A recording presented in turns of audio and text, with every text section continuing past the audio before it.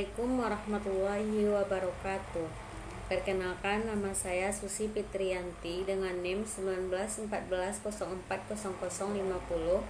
jurusan Tadris Matematika B, semester 5. Pada video ini bertujuan untuk memenuhi ujian tengah semester dengan mata kuliah rancangan pembelajaran matematika yang diampu oleh Ibu Nita Putri Utami MPD. Baiklah, pada video kali ini saya akan mencoba menjelaskan beberapa materi tentang rancangan pembelajaran matematika.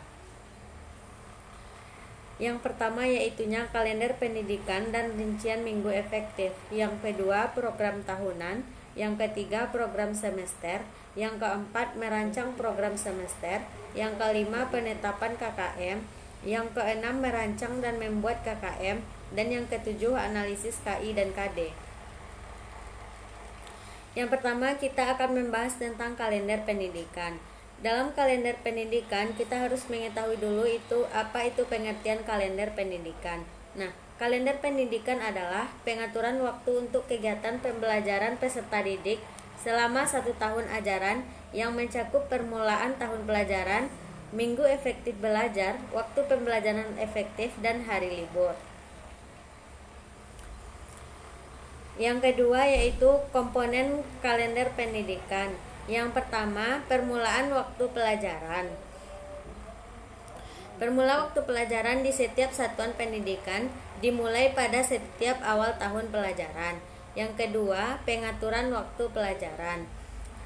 Pengaturan waktu pelajaran ada minggu efektif belajar dan ada waktu belajar tidak efektif dan juga ada waktu belajar libur. Yang ketiga, langkah-langkah dalam menyusun kalender pendidikan.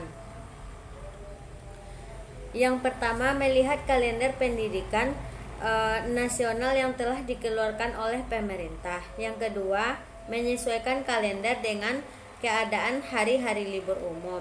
Yang ketiga, menentukan bobot dan alokasi hari-hari pembelajaran efektif. Yang keempat, merekap kalender pendidikan. Selanjutnya yaitu pelaksanaan kalender pendidikan. Dalam pelaksanaan kalender pendidikan wajib diperhatikan prinsip operasi kegiatan sekolah. Yang pertama, setiap kegiatan mempunyai fungsi peningkatan mutu. Yang kedua, setiap kegiatan mempunyai kaitan fungsional. Yang ketiga, dalam fungsinya untuk meningkatkan mutu pendidikan. Yang keempat yaitu pelaksanaan kalender pendidikan. Dan selanjutnya ada fungsi kalender pendidikan. Fungsi kalender pendidikan yaitu yang pertama mendorong efektivitas dan efisiensi proses pembelajaran di sekolah atau madrasah. Yang kedua, untuk menyerasikan ketentuan mengenai hari efektif dan hari libur. Yang ketiga, sebagai pedoman dalam menyusun program kegiatan pembelajaran di sekolah. Yang keempat, sebagai pedoman bagi guru untuk menyusun program tahunan. Selanjutnya yaitu menentukan rincian minggu efektif. Dalam menentukan rincian minggu efektif, kita harus mengetahui dulu apa itu pengertian rincian minggu efektif. Rincian minggu efektif merupakan hitungan hari-hari efektif yang ada pada tahun pelajaran yang berlangsung. Minggu efektif adalah jumlah minggu kalender pendidikan yang dapat digunakan untuk kegiatan pembelajaran. Sedangkan minggu tidak efektif merupakan banyaknya pekan yang terdapat dalam kalender pendidikan, tetapi tidak dapat digunakan dalam kegiatan pembelajaran terstruktur di kelas. Adapun manfaat penyusunan rincian minggu efektif ini adalah sebagai pedoman untuk distribusi alokasi waktu pada penyusun program tahunan, sebagai menentukan hari-hari yang tidak efektif dalam satu pekan, untuk memudahkan guru menyusun standar kompetensi dan kompetensi dasar, untuk memudahkan guru dalam membuat RPP pada satuan pekan. Adapun format rincian minggu efektif yaitu yang pertama ada identitas mata pelajaran, yang kedua yaitu perhitungan alokasi waktu. Selanjutnya kita masuk kepada contoh kalender pendidikan. Di sini sudah terdapat contoh kalender pendidikan yaitunya kalender pendidikan pada tahun pelajaran 2021 dan 2022 di SMP Negeri 3 Solok Selatan. Kalender pendidikan ini terdapat 2 semester, yaitunya semester 1 pada bulan Juli sampai bulan Desember, dan semester 2 terdapat pada bulan Januari sampai bulan Juni 2022. Selanjutnya kita masuk kepada contoh rincian minggu efektif. Pada contoh rincian minggu efektif ini, kita mengacu kepada kalender pendidikan. Dalam membuat rincian minggu efektif, kita harus membuat identitas mata pelajarannya. Yang pertama yang wajib dibuat adalah satuan pendidikan, yaitunya SMP Negeri 3 Solok Selatan, dan mata pelajaran matematika kelas 7 semester ganjil dan genap tahun pelajaran 2021 dan 2022. Pada semester pertama yang harus dibuat adalah perhitungan alokasi waktu. Nah, jumlah minggu dalam satu semester. Nah, pada tabel yang pertama yaitunya ada nama bulan, dan pada tabel yang kedua ada jumlah minggu pada tabel yang ketiga ada jumlah minggu tidak efektif, dan pada tabel keempat ada jumlah minggu efektif. Untuk mengisi tabel ini kita berpatokan kepada kalender pendidikan. Dapat kita lihat bahwa pada bulan Juli 2021 terdapat 4 minggu. Minggu tidak efektifnya ada 2 minggu, dan minggu efektifnya ada 2 minggu. Mari kita lihat kalender pendidikan. Pada bulan Juli 2021.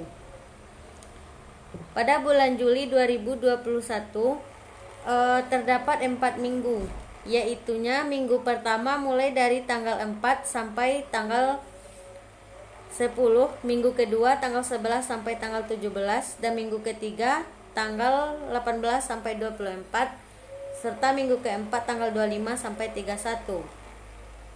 Nah, dalam menentukan rincian minggu efektif ini, untuk menentukan jumlah minggu, yaitunya dalam satu minggu itu harus lebih dari 4 hari. Jikalau dalam satu minggu itu terdapat 3 hari, maka tidak dihitung dalam satu minggu dalam sebulan.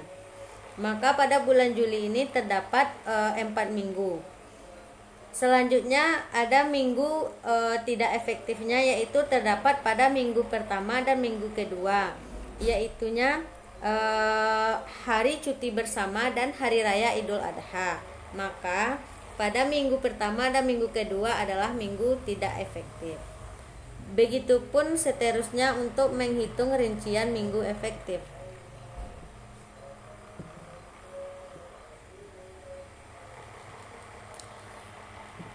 Selanjutnya, terakhir dalam menghitung minggu efektif, kita dapatkan jumlah minggu efektif sama dengan jumlah minggu dalam semester dikurang jumlah minggu tidak efektif. Tadi dalam rincian minggu efektif telah kita dapatkan bahwa jumlah minggu dalam semester ada 26 minggu dan jumlah minggu tidak efektifnya ada 8 minggu. Maka jumlah minggu dalam semester dikurang jumlah minggu tidak efektif, yaitunya 26 minggu dikurang 8 minggu, dapatlah 18 minggu. Nah, untuk menentukan jumlah jam efektifnya, yaitunya jumlah minggu efektif dikali jam pelajaran. Jumlah minggu efektifnya ada 18 minggu dikali 5 jam pelajaran, maka terdapatlah 90 jam pelajaran. Begitupun juga dengan menghitung rincian minggu efektif pada semester 2. Baiklah, selanjutnya kita akan masuk kepada program tahunan. Baiklah, pada pembahasan kedua kita akan masuk kepada program tahunan. Yang pertama, kita harus mengetahui dulu apakah itu pengertian program tahunan. Yang kedua, komponen-komponen dalam menyusun program tahunan. Yang ketiga, faktor yang perlu diperhatikan dalam menyusun program tahunan. Yang keempat, fungsi dari program tahunan. Yang kelima, langkah-langkah dalam menyusun program tahunan. Yang keenam, membuat program tahunan atau contoh program tahunan.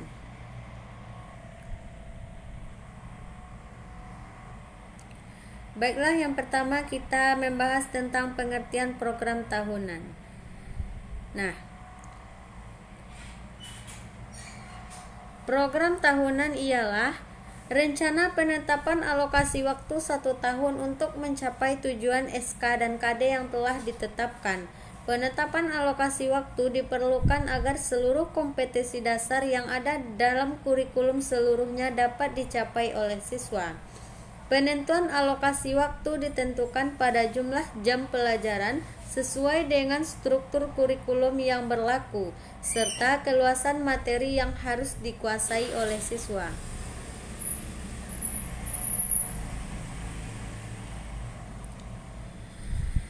Menurut buku Mulyasha 2006, program tahunan merupakan pedoman untuk mengembangkan program semester, mingguan, dan program harian.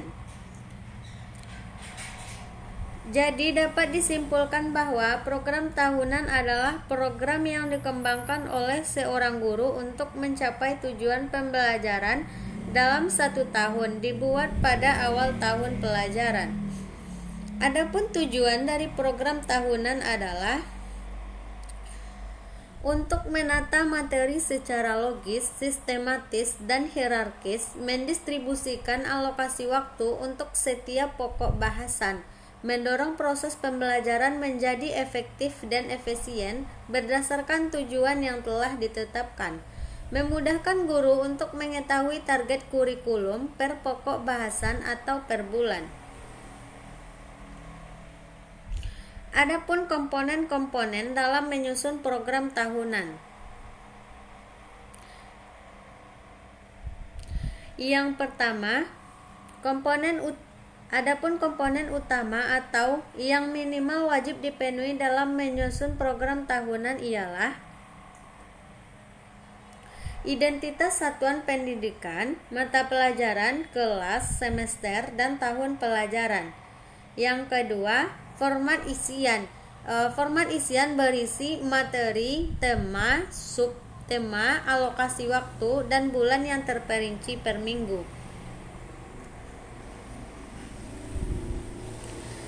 Adapun menurut Darwinsyah, bahwasanya komponen program tahunan terdiri atas 5 komponen, yaitu yang pertama identifikasi, yang kedua standar kompetensi atau kompetensi inti, yang ketiga kompetisi dasar, yang keempat alokasi waktu, yang kelima keterangan.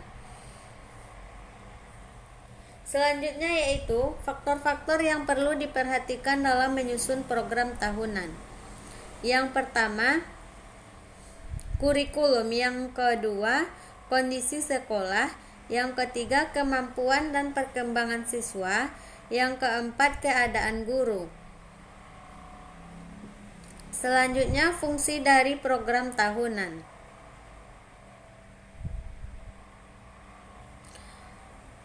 Fungsi dari program tahunan ada beberapa macam. Yang pertama yaitu untuk mengorganisir pembelajaran agar dapat berjalan dengan maksimal. Yang kedua, sebagai pedoman dalam menyusun program semester, program satu pelajaran, dan juga sebagai persiapan dalam mengajar agar lebih rapi dan terorganisir secara lebih matang. Yang ketiga, sebagai gambaran hal-hal yang akan dilakukan selama 1 tahun pembelajaran. Yang keempat, sebagai acuan dalam rangka optimalisasi efisiensi dan efektivitas penggunaan waktu belajar yang efektif. Selanjutnya yaitu langkah-langkah dalam menyusun program tahunan.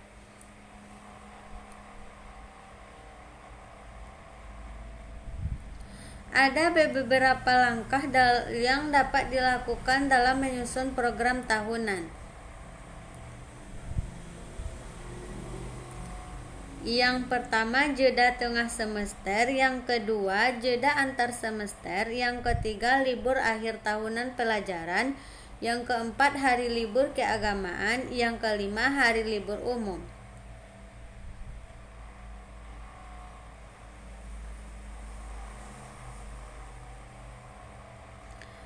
Langkah-langkah dalam menyusun program tahunan yaitu yang pertama, mengidentifikasi jenis kegiatan non-tatap muka atau ujian dan libur.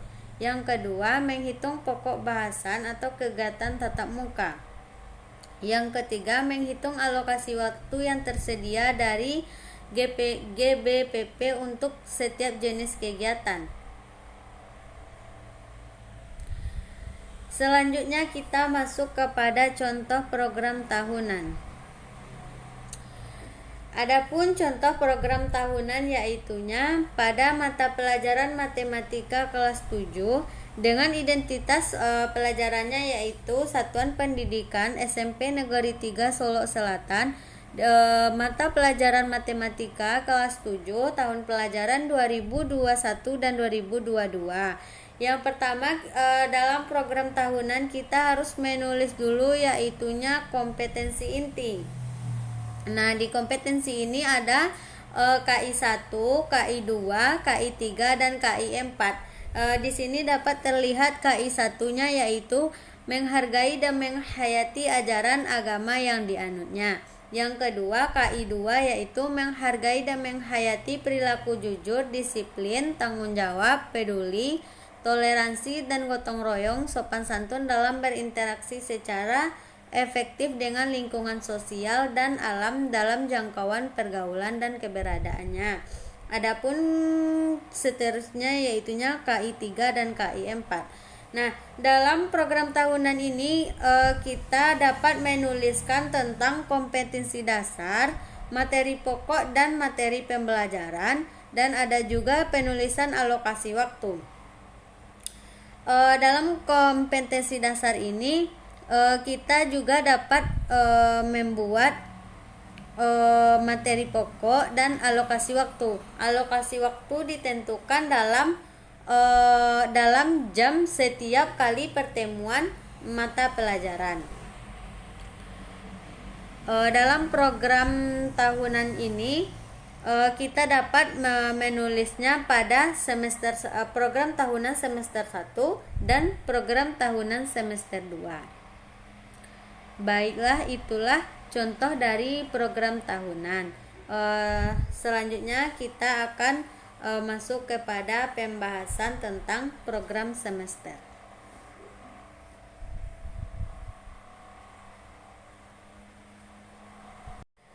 Baiklah, pembahasan ketiga yaitunya kita masuk kepada program semester.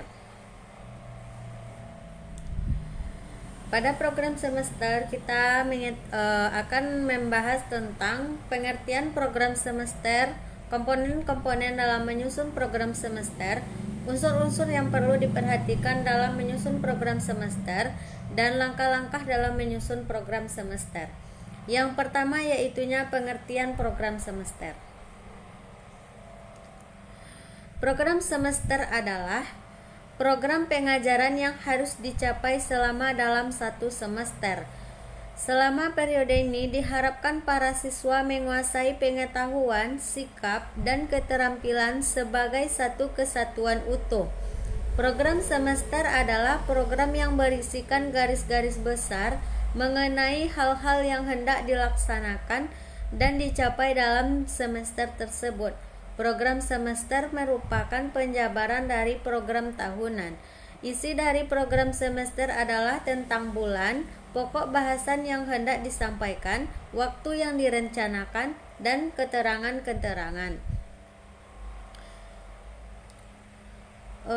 Adapun komponen-komponen dalam menyusun program semester yaitunya ada identitas yang terdiri dari nama, satuan pendidikan, kegiatan pembelajaran, kelas, dan materi pembelajaran.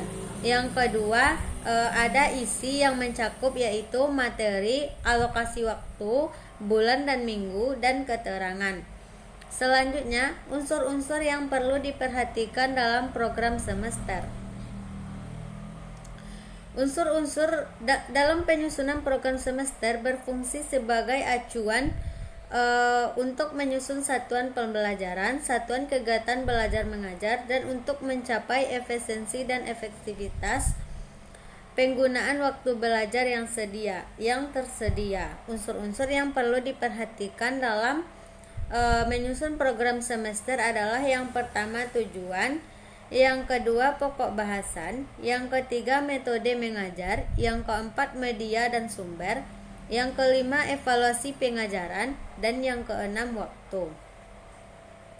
Adapun langkah-langkah dalam menyusun program semester adalah yang pertama memasukkan KD, topik, dan subtopik bahasan dalam format program semester. Yang kedua, menentukan jumlah jam pada setiap kolom minggu dan jumlah tatap muka per minggu untuk mata pelajaran. Yang ketiga, mengalokasikan waktu sesuai dengan kebutuhan bahasan pokok topik dan subtopik pada kolom minggu. Yang keempat, membuat catatan atau keterangan untuk bagian-bagian yang membutuhkan penjelasan. Selanjutnya yaitu manfaat program semester. Nah, program semester ini terdiri atas beberapa manfaat. Yang pertama yaitunya sebagai petunjuk arah kegiatan dalam mencapai tujuan pembelajaran yang dilakukan. Yang kedua, sebagai pedoman kerja bagi setiap unsur baik guru maupun murid. Yang ketiga, sebagai pola dasar dalam mengatur tugas dan wewenang bagi setiap unsur yang terlibat dalam kegiatan pembelajaran. Dan yang keempat yaitu untuk bahan penyusunan agar data terjadinya seimbang. Yang kelima, untuk menghemat waktu dan tenaga, alat-alat dan biaya. Yang keenam, untuk mempermudah seorang guru dalam proses pembelajaran selama 1 semester. Selanjutnya kita masuk ke contoh program semester. Nah, dapat teman-teman lihat di sini sudah ada contoh program semester yang kita buat sesuai dengan langkah-langkah dan acuan dalam membuat program semester.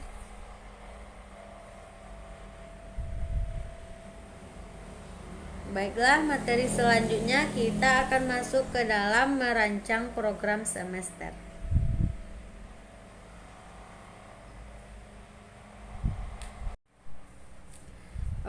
Baiklah, selanjutnya kita akan masuk ke dalam penjelasan tentang merancang program semester. Dalam merancang program semester ini ada beberapa hal yang perlu diperhatikan dalam merancang program semester. Yang pertama yaitunya jumlah minggu efektif pada semester ganjil maupun genap. Dalam program semester kita harus mencari dulu mana minggu yang efektif pada tiap semester, yaitunya semester ganjil dan genap. Yang kedua, beban jam pelajaran per minggu mata pelajaran yang diampu. Jadi dalam program semester setiap materi pokok atau sub pembahasannya itu terbagi atas beberapa jam pelajaran yang diampu oleh guru tersebut. Kita harus mencari atau mengetahui berapa jam pelajaran dalam satu pokok sub pembahasan materi.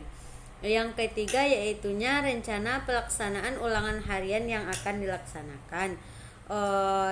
Rencana pelaksanaan ulangan harian yaitu waktu pelaksanaan, kapan akan dilaksanakan ulangan harian.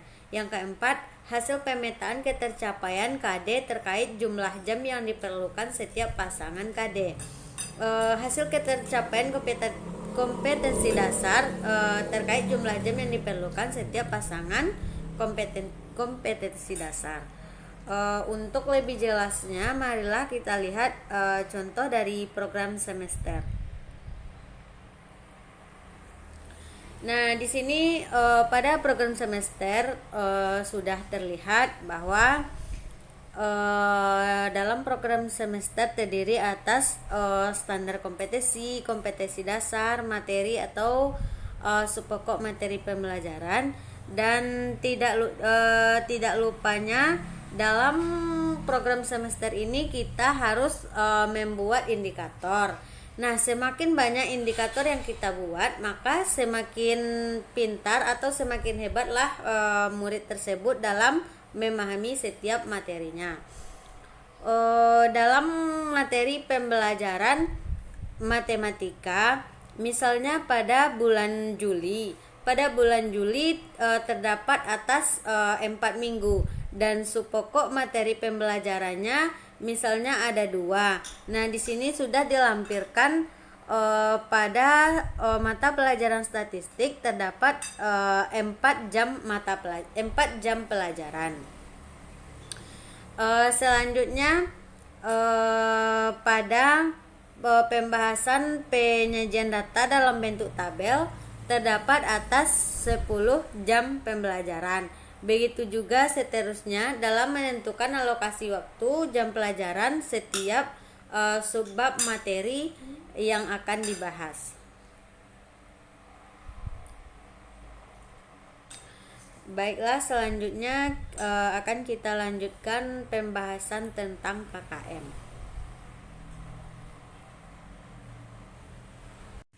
Baiklah, selanjutnya masuk kepada penetapan KKM.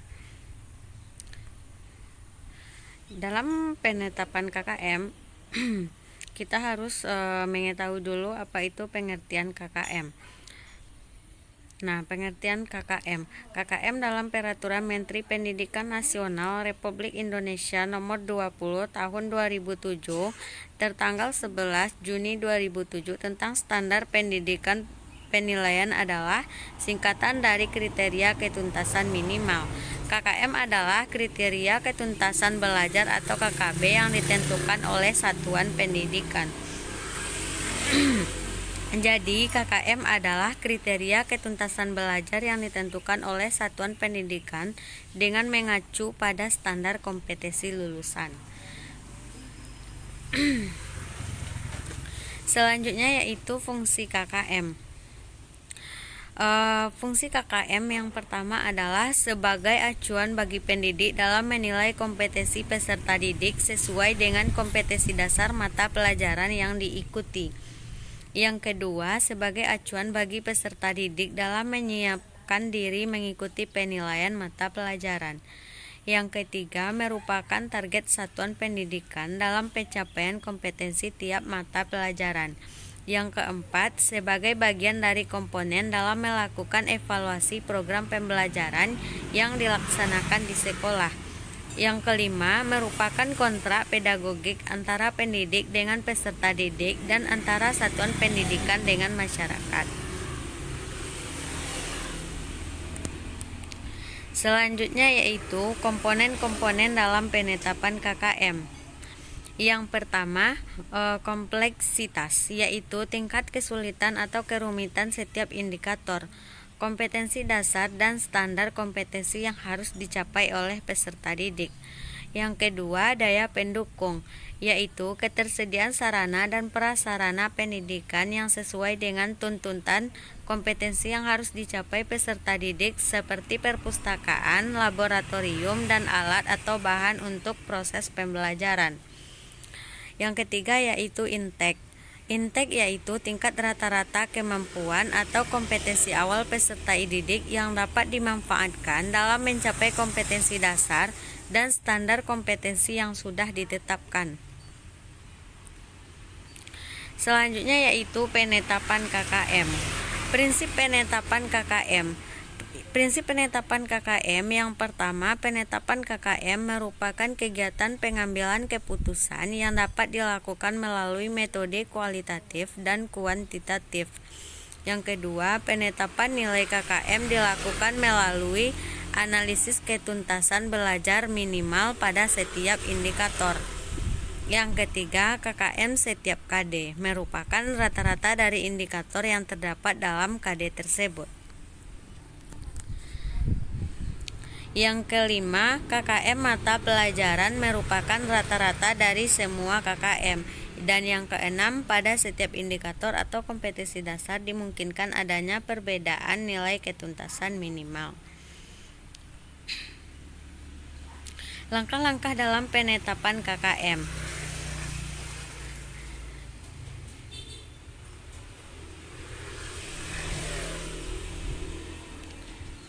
Ada beberapa langkah dalam penetapan KKM. Yang pertama, tentukan KKM untuk setiap indikator yang dikembangkan dari KD. Yang kedua, jumlah KKM indikator dan selanjutnya dibagi jumlah indikator yang ditentukan dalam KKM. Yang ketiga, rata-rata KKM untuk indikator yang diperoleh menunjukkan KKM untuk KD. Yang keempat, rata-rata untuk KD yang diperoleh menunjukkan KKM untuk mata pelajaran.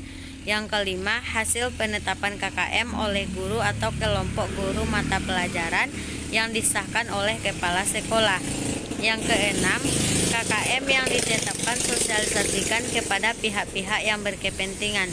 Dan yang ketujuh, KKM dicantumkan dalam LBH pada setiap hasil penelitian, dilaporkan kepada orang tua atau wali peserta didik.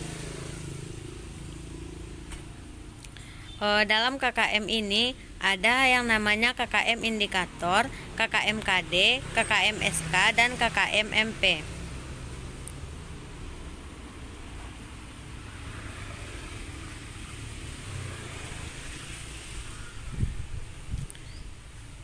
Selanjutnya adalah tujuan KKM. KKM ini bertujuan untuk yang pertama, mengerjakan dan melihat secara langsung praktek perencanaan dan pelaksanaan kerja khusus desain. Yang kedua, memperoleh pengalaman dalam perkembangan dunia advertising. Yang ketiga, memperluas wawasan dalam menciptakan ide-ide baru. Yang keempat, mengetahui dan memahami cara kerja instansi dan melatih untuk menjadi seorang desainer. Yang kelima, mempraktekkan ilmu pengetahuan dan keterampilan. Yang keenam, menentukan target kompetensi yang harus dicapai siswa. Dan yang ketujuh, patokan atau acuan dasar menentukan kompeten atau tidak kompetennya siswa. Selanjutnya ada manfaat dari KKM. Manfaat dari KKM adalah yang pertama, sebagai acuan bagi sekolah atau guru siswa memiliki patokan yang jelas dalam menentukan ketuntasan. Yang kedua, adanya keseragaman batas ketuntasan setiap mata pelajaran pada kelas. Yang ketiga, sebagai dasar untuk meningkatkan KKM pada setiap semester. Berikut adalah contoh dari KKM.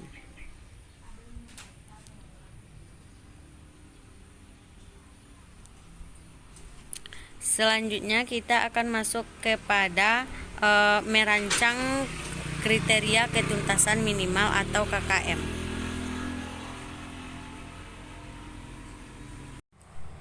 Baiklah, selanjutnya kita masuk kepada pembahasan ke-6, yaitunya tentang merancang KKM. Dalam merancang KKM kita harus mengetahui beberapa aspek, yaitunya yang pertama, aspek kompleksitas. Semakin kompleks atau sukar KD, maka nilainya semakin rendah, tetapi semakin mudah KD, maka nilainya semakin tinggi. Yang kedua yaitu aspek sumber daya pendukung. Aspek sumber daya pendukung adalah semakin tinggi sumber daya pendukung, maka nilainya semakin tinggi. Selanjutnya aspek intake. Semakin tinggi kemampuan awal siswa atau intake, maka nilainya semakin tinggi. Untuk memudahkan analisis setiap indikator, perlu dibuat skala penilaian yang disepakati oleh guru mata pelajaran. Contohnya aspek yang dianalisis dan kriteria serta skala penilaian. Ada kompleksitas, daya dukung, dan intake peserta didik.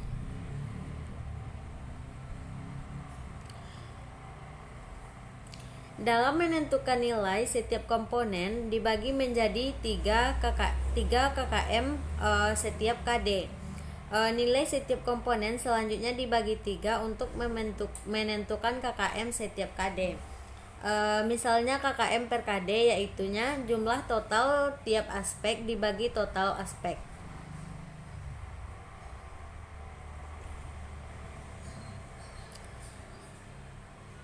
Misalnya aspek daya dukung mendapat nilai 90, aspek kompleksitas mendapat nilai 70, aspek intake mendapat skor 65.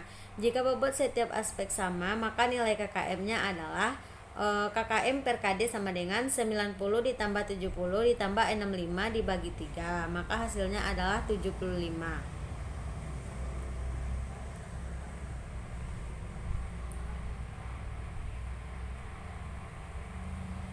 Selanjutnya penetapan KKM.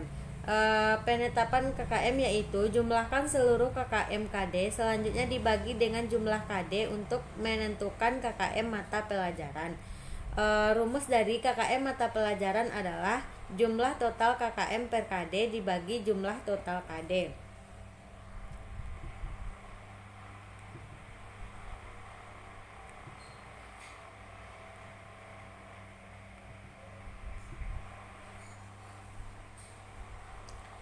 Penetapan KKM. Adapun rambu-rambu yang harus diamati dalam penetapan KKM adalah: yang pertama, KKM ditetapkan pada awal tahun pelajaran. Yang kedua, KKM ditetapkan oleh Forum MGMP. Yang ketiga, KKM dinyatakan dalam bentuk presentasi berkisar antara 0 sampai 100. Dan yang keempat, kriteria ditetapkan untuk masing-masing indikator. Yang kelima, sekolah dapat menetapkan KKM di bawah kriteria ideal. Yang keenam, dalam menentukan KKM haruslah dengan mempertimbangkan tingkat kemampuan rata-rata peserta didik. Yang ketujuh, KKM dapat dicantumkan dalam LHBS sesuai model yang ditetapkan atau dipilih sekolah. Untuk contoh dari KKM adalah dapat dilihat di dalam penulisan kriteria ketuntasan minimal ada kompetisi dasar, indikator, dan kompleksitas daya dukung intek. Kompleksitas berkisaran antara tinggi 50 sampai 64, sedang 65 sampai 80, dan rendah 81 sampai 100. Sedangkan daya dukungnya tinggi berkisaran pada 81 sampai 100, rendah berkisaran antara 81 sampai 100, dan sedang berkisaran antara 50 sampai 64. Sedangkan inteknya adalah tinggi berkisaran antara 81 per 100, sedang 65 sampai 80, dan rendah 50 sampai 64.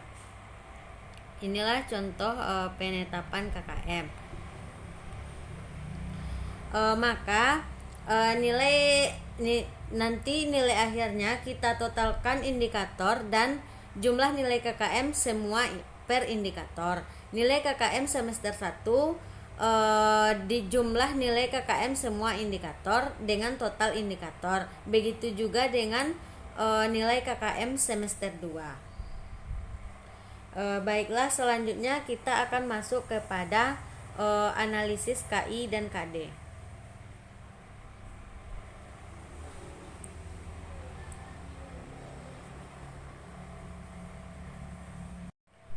Baiklah, selanjutnya kita masuk kepada analisis KI dan KD. Dalam analisis KI dan KD, pertama kita harus mengetahui dulu apakah itu pengertian analisis KI dan KD. Yang kedua, faktor-faktor yang perlu diperhatikan dalam analisis KI dan KD. Yang ketiga, kegunaan analisis KI dan KD. Yang keempat, merancang analisis KI dan KD. Dan yang kelima, contoh analisis KI dan KD. Pengertian KI atau kompetensi inti. Kompetensi inti adalah kualifikasi kemampuan minimal peserta didik yang menggambarkan penguasaan sikap, pengetahuan, dan keterampilan yang diharapkan dicapai pada setiap tingkat dan semester. Yang pertama ada kompetensi inti atau konten standar yang menyangkut isi berupa pernyataan tentang pengetahuan, sikap, dan keterampilan yang harus dikuasai peserta didik dalam mempelajari mata pelajaran. Yang kedua, standar penampilan. SK yang menyangkut tingkat penampilan adalah pernyataan tentang kriteria untuk menentukan tingkat penguasa peserta didik terhadap KI. Selanjutnya, pengertian kompetensi. Kompetensi merupakan perpaduan dari pengetahuan, keterampilan nilai, dan sikap yang direfleksikan dalam kebiasaan berpikir dan bertindak. Dalam hal ini, kompetensi diartikan sebagai pengetahuan keterampilan, dan kemampuan yang dikuasai seseorang. Beberapa aspek dalam kompetensi dapat memiliki acuan atau pedoman, yaitu yang pertama pengetahuan, yang kedua pemahaman, yang ketiga kemahiran, yang keempat nilai atau value, yang kelima sikap, dan yang keenam attitude. Selanjutnya pengertian kompetensi dasar atau KD. Kompetensi dasar adalah pengetahuan, keterampilan, dan sikap minimal yang harus dikuasai oleh peserta didik dalam penguasaan materi pelajaran yang diberikan dalam kelas pada jenjang pendidikan tertentu. Faktor yang perlu diperhatikan dalam analisis KI dan KD adalah yang pertama, menganalisis KI dan KI menjadi beberapa KD. Yang kedua, mengurutkan KD sesuai dengan keterkaitan baik secara prosedur maupun hierarkis. Langkah-langkah untuk menyusun atau merumuskan KI dan KD. Yang pertama, guru perlu berpedoman atau mengambil rumusan kompetensi dasar. Yang kedua, guru memilih kompetensi dasar yang telah dirumuskan oleh BSNP. Dan yang ketiga, setelah KD dipilih, selanjutnya dilakukan analisis dengan mengajukan pertanyaan dasar. Kegunaan dari analisis KI dan KD dalam pembelajaran adalah untuk mengembangkan silabus, untuk menentukan kebutuhan waktu yang diperlukan untuk masing-masing kompetensi dasar maupun mata pelajaran dalam satu tingkat kelas. Yang keempat yaitu merancang analisis KI dan KD beserta contohnya. Analisis KI dan KD dilakukan untuk menentukan kompetensi-kompetensi mana yang memerlukan bahan ajar. Dari hasil analisis ini akan diketahui berapa banyak bahan ajar yang harus disiapkan dalam satu semester dan jenis bahan ajar mana yang dipilih. Dalam merancang analisis KI dan KD, yang pertama kita harus merumuskan kompetensi dasar dan indikator.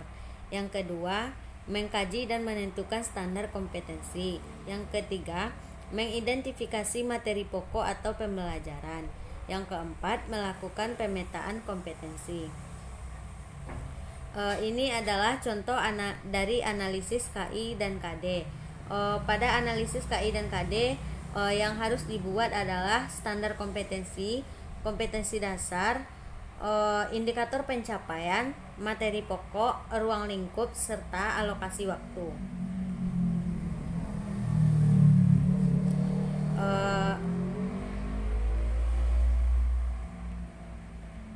Nanti kita akan mengetahui materi mana saja yang termasuk ke dalam ruang lingkup. Ini adalah contoh dari analisis KI dan KD. Baiklah, hanya itu yang dapat saya jelaskan. Terlebih dan terkurang mohon maaf. Assalamualaikum warahmatullahi wabarakatuh.